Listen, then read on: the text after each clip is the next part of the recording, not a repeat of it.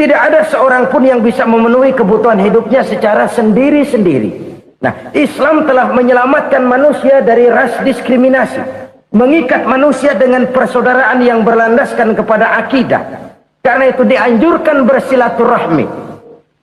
Bahkan Nabi menyatakan, man arada ayyubsata lahu fi rizqihi wa yunsa'a fi atharihi falyasil rahimah. Siapa yang kepengen diluaskan rezekinya dan dipanjangkan usianya, banyaklah ia bersilaturahmi. Siapa yang kepengen dimudahkan rezekinya, hendaknya ia banyak bersilaturahmi. Kalau banyak teman, kesulitan kan paling tidak ada tempat cerita. Udah susah, sendirian kita pikirin diri, nggak ada tempat tukar pikiran. Cepet banget sama bengek. Dilawan sendiri. Nah, secara makro kita bisa berkata, tidak mungkin ada kemenangan kalau tidak ada kekuatan. Tidak ada kekuatan kalau tidak ada kesatuan dan persatuan. Tidak mungkin ada kesatuan dan persatuan tanpa semangat silaturahmi. Kalau umat Islam mau menang, dia harus kuat. Kalau umat Islam mau kuat, dia harus bersatu. Kalau umat Islam mau bersatu, dia harus membudayakan silaturahmi ini. Bahkan sampai-sampai kata Nabi, kalau bisa cari nilai tambah. Apa? Silman qata'ak. Bersilaturahmilah kau kepada orang yang marah denganmu. Masya Allah, indahnya ajaran agama kita. Orang yang marah pun kepada kita, kata Nabi, kalau bisa bersilaturahmilah kepadanya, kepada orang yang marah itu. Di situ nilai tambah. Cuman jujur nih hadis, ngucapinnya gampang, ngamalinnya yang berat banget. Orang marah sama kita, kita disuruh silaturahmi, ada apa sama lu? Lu marah, ada gua marahan lagi. Gue pikirin. Saudara-saudara kaum muslimin rahimakumullah. Tapi ini yang diajarkan, bahkan ini yang dicontohkan oleh baginda Rasul. Bagaimana begitu mudah, misalnya satu saat Abu Jahal ini ngatur strategi bagaimana bikin Muhammad celaka. Dia gali lubang di depan tempat tidurnya. Dia tutupin daun korma. Terus dia panggil seseorang, ke sini. Kasih tahu Muhammad, pamannya sakit keras, minta ditengokin. Berangkat orang ini ke sana. Muhammad, labbaik. Pamanmu sakit keras, dia minta ditengokin. Baik, saya akan datang menjenguk beliau. Berangkatlah Nabi ke rumah Abu Jahal tanpa prasangka apapun. Abu Jahal udah pasang setil, selimut 3 rangkap setengah dia pakai, persis kayak orang meriang. Tapi sembari ngintip dari balik selimut, begitu Muhammad buka pintu, nah masuk perangkap nih. Muhammad jalan menuju tempat pembaringan. Makin lama makin dekat, makin lama makin dekat, makin dekat ke lubang yang dipasang oleh Abu Jahal itu. Dalam hati Abu Jahal, terus dah jatuh, mampus dah lo ini. Mampus lo hari ini nih. Apa yang terjadi? Malaikat Jibril datang. Muhammad, pamanmu cuma pura-pura sakit. Di depan tempat tidurnya ada lubang perangkap supaya kamu jatuh ke situ. Sudah, kamu pulang. Balik kanan Nabi. Sudah hampir jatuh ke lubang, balik kanan, pulang. Bayangin kecewanya Abu Jahal. Muhammad dikit lagi, Muhammad dikit lagi. Enggak paman, saya pulang aja. Emosi bangun dari tempat tidur, enggak sadar kalau lagi pura-pura sakit. Lompat ngejar Nabi, dia lupa dengan lubang yang dia gali. Usrah, nyemplung sendiri ke dalam lubang.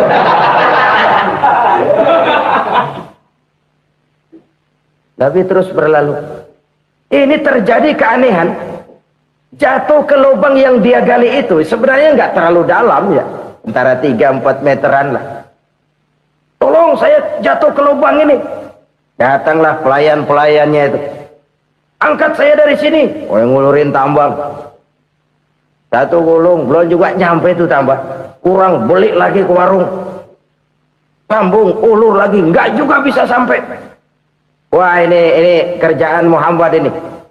Tolong, siapa salah seorang kamu ke rumah Muhammad, kasih tahu encangnya kecebur. Minta ditolongin. Sampaikan kepada Rasul. Kenapa? pamanmu jatuh ke lubang, Muhammad minta tolong diangkatin, tambang udah nyambung-nyambung nggak nyampe juga. Ya nanti saya datang, saya tolong. Coba, nyata-nyata orang berniat jahat mau mencelakakan dia, datang dia menolong. Ini yang disebut air tuba dibalas air susu, ya ini, bukan sebaliknya. Air tuba dibalas air susu. Paman, kecebur ya? Iya Muhammad, tolong ini. Pegang tangan saya. Nabi ulurkan tangannya, nyampe, dipegang oleh Abu Jahal, diangkat ke atas, sampai atas. Apa kata Abu Jahal? Sihirmu memang hebat Muhammad. Udah ditolongin dikata sihir, yang enak kita kemplang kan itu orang punya. Urusan apa? Tapi inilah akhlak. Kalau bisa kamu bersilaturahmilah dengan orang yang marah kepadamu sekalipun. Orang marah kita tetap baik. So, kalau kita berbuat baik sama orang yang memang baik, rasanya sih biasa-biasa aja. Orang baik kita baik lagi, ya draw aja, belum ada nilai tambah di situ. Baru ada nilai tambah kalau kita bisa berbuat baik kepada orang yang nyakitin kita. Itu namanya kita setingkat di atas dia. Dia sakitin kita, kita berbuat baik sama dia. Dia pelit sama kita, kita baik sama dia. Dia marahin kita, kita deketin dia. Di situ kita punya nilai tambah. Jadi siapa yang ingin diluaskan rezekinya, kata Nabi, dan dipanjangkan umurnya, hendaklah ia banyak-banyak bersilaturahmi. Sederhana sebenarnya silaturahmi. Tapi silaturahmi membangkitkan semangat kesatuan dan persatuan. Kesatuan dan persatuan melahirkan kekuatan. Dalam matematika, 1 ditambah 1 pasti 2. Tapi di tengah masyarakat, 1 orang takut ditambah 1 orang takut, hasilnya jadi 2 orang setengah berani. Kenapa setengah berani? Karena udah berdua. Tadi pan takut sendirian. Kalau dia kumpul turu-turu takutlah jadi berani. Kita yang lemah, kita yang tidak berdaya, kita yang miskin, kalau mau kompak bersatu, apa yang nggak bisa kita kerjain? Apalagi tinggal di kota besar, pilihan cuma 2, bertahan atau minggir. Bertahan atau minggir. Untuk bisa bertahan harus mampu bersaing. Untuk mampu bersaing harus punya keahlian. Keahlian harus ditunjang dengan pendidikan, ditambah oleh kekompakan sebagai umat. Udah miskin mencar mulu, orang injak kita. Orang nggak pandang urusan apa malu. Oleh karena itu silaturahmi pada hakikatnya merupakan roh dari ukhuwah yang diajarkan oleh agama kita. Bagaimana Islam menyelamatkan masyarakat manusia dari ras diskriminasi, mengikat manusia, dan tidak ada persaudaraan yang lebih indah selain persaudaraan yang diikat dengan nilai-nilai akidah. Sepanjang orang di jalan Allah, itulah saudara kita. Keluar dia dari jalan Allah, selesailah persaudaraan sampai di situ. Karena itu, kalau ingin menyimpan sesuatu di surga, banyaklah bersilaturahmi. Datang ke rumah ini, datang ke rumah itu, dan lain sebagainya. Itu simpanan kita di akhirat nanti. Ini yang ketiga. Saudara-saudara, yang keempat, perbendaharaan surga itu apa? Wa qawlu la hawla wa la quwwata illa billah. Ucapan la hawla wa la quwwata illa billah. Ibadah kan ada yang berat, modalnya besar. Bangun masjid berat, modalnya besar. Bangun rumah sakit berat, modalnya besar. Ada ibadah yang berat tapi modalnya ringan. Misalnya puasa. Puasa itu berat, mengendalikan nafsu. Kalau sekedar nggak makan nggak minum sih enteng. Mengendalikan nafsu itu jihad terbesar. Tapi kan modalnya ringan, cuma niat saja. Ini ibadah berat, modalnya ringan. Ada ibadah yang ringan, modalnya juga enteng. Seperti termasuk ucapan la haula wa la quwwata illa billah. Tanpa sadar, la haula wa la quwwata illa billah. Nyelengin tuh di surga. Nyelengin, kita nggak terasa. Nyelengin simpenan akhirat. La haula wa la quwwata illa billah. Nyimpan lagi. Kaget, la haula wa la quwwata illa billah. Nyimpan lagi. Banyak simpenan. Walaupun sebenarnya yang dimaksud di sini adalah kesadaran batin. bahwa tidak ada daya dan kekuatan kecuali Allah. Itu intinya. Kita memulai pekerjaan disunahkan baca bismillah, kan begitu? Apa itu? Kesadaran moral bahwa ini saya bisa kerjakan. Saya kerjakan ini dengan menyebut nama Allah. Kenapa? Kalau Allah tidak memberikan daya dan kekuatan, mana mampu saya kerjakan ini. Maka saya kerjakan ini dengan menyebut nama Allah. Bismillah. Kesadaran moral. Manusia hanya wajib berusaha, tapi nggak pernah wajib berhasil. Banyak hal-hal yang kalau kita renungkan secara rasio nggak mungkin, tapi jadi kenyataan. La haula wala quwata illa billah. Tidak ada daya dan kekuatan kecuali bagi Allah semata-mata. Kesadaran moral akan kelemahan dan keterbatasan makhluk bernama manusia. Kadang kita kagum dengan otak, tapi kita sering lupa sama yang bikin otak. Padahal bagaimanapun hebatnya otak, yang bikin otak pasti lebih hebat dari otak. Nggak percaya, silahkan otak-otakan. Inilah kecenderungan. Kita kagum dengan pesawat-pesawat mutakhir, bukan main besi gede banget terbang itu. Alangkah hebatnya. Lalu apa yang bikin otak tidak lebih hebat dari itu semua? Kita puji laut. Apa yang bikin laut tidak lebih hebat dari laut itu? La haula wa la quwata illa billah. Tidak ada daya dan kekuatan kecuali Allah. Apa yang bisa kita lakukan kalau tidak karena daya dan kemampuan yang diberikan oleh Allah kepada kita? Lahirlah sikap tawadu, rendah hati, tidak melonjak menjadi angkuh dan sombong, sadar akan kelemahan dan keterbatasan diri. Sebagai makhluk yang diciptakan oleh Allah Subhanahu wa ta'ala. Jadi satu sisi ini ucapan yang berpahala, la haula, jadi wiridan. Pada sisi lain ini kesadaran moral, sikap mental, kesadaran batin bahwa yang punya daya dan kekuatan itu cuma Allah. Kita nggak pantas untuk sombong, sebab sombong itu pakaiannya Allah. Kita nggak sedang pakai pakaian Allah, kegedean. Dan makin kita renungi, makin terbentur. Apa sih yang bisa kita sombongin? Kita mau sombong apa? Kaya? Pintar? Itu kan semua relatif. Di atas langit masih ada langit lagi. Jadi oleh karenanya, marilah kita menyadari. Manusia hanya wajib berusaha, tapi tidak pernah wajib berhasil. Yang berusaha saja tidak wajib berhasil, apalagi yang tidak berusaha. Islam bukan agama orang pemalas yang selesai sholat lalu ngelohom, nggelenggem ayem-ayem. Tapi Islam bukan agama orang sombong yang setelah berusaha lalu tidak memerlukan Allah. Kita bisa saja bikin proyeksi, tahun sekian kita bakal panen besar menurut perhitungan otak. Tapi ada kejadian lain. Apa? Tikus ngambek. Habis itu dimakanin tikus, panen gagal. Proyeksi rasional gagal oleh tikus-tikus yang ngambek itu. Bisa saja terjadi. Tahun depan kita panen besar, urung. Kenapa? Musim panas panjang. Dan sekarang ini koran-koran bikin berita musim mengalami penyelewengan. Bukan cuma manusia yang nyeleweng sekarang. Musim pakai nyeleweng. Mestinya kan musim hujan udah selesai, masih hujan-hujan juga. Musim. Nah sekarang kita boleh bikin proyeksi, kita bakal panen besar. Tahu-tahu musim panas panjang, sawah retak, air kering. Cari teknokrat yang paling botak, suruh pendekin tuh musim panas. La haula wa la quwata illa billah. Inilah kesadaran moral.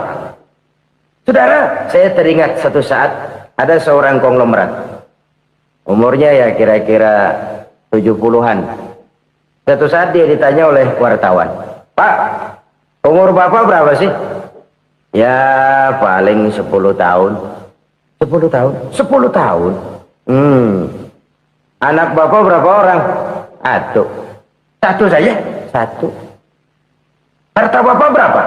Ya paling-paling bangsa 7 juta kali. 7 juta? Iya. Pak, kenapa Bapak bohongi saya? Bapak punya buku biografi. Koran-koran, majalah-majalah banyak memuat cerita riwayat hidup Bapak. Saya tahu umur Bapak 70. Kenapa bilang cuma 7 tahun? Saya tahu anak Bapak 8. Kenapa cuma bilang 1? Saya tahu harta Bapak miliaran, mungkin triliunan. Pabrik di mana-mana, bank di mana-mana. Kenapa bilang uang Bapak cuma 7 juta? Nah, kata si konglomerat tadi, kamu benar nak, kamu benar. Umur saya kalau jumlahnya memang 70 nak. Cuman ingat-ingat saya, baru 7 tahun terakhir ini saya sujud. Baru 7 tahun terakhir ini saya berusaha dekat dengan Allah. Saya laksanakan perintahnya, saya jauhi larangannya. 7 tahun inilah rasanya yang ada nilainya di hadapan Allah. Yang 63 tahun matong, kelabu, kelem umur gue. Habis untuk maksiat, untuk munkarat. Maka ketika ditanya tadi, umur saya 7 tahun itu. Oh begitu Pak. Oh iya. Lalu anak Pak. Anak Bapak kan 8. Kenapa bilang cuma 1? Nah, kalau jumlah hitungannya memang anak saya 8. Tapi dari 8 orang ini rasanya cuma 1 nih. Yang bakal jadi buah hati, belahan jantung. Pelanjut cerita, penerus sejarah. Bakal jadi anak soleh yang akan mendoakan saya.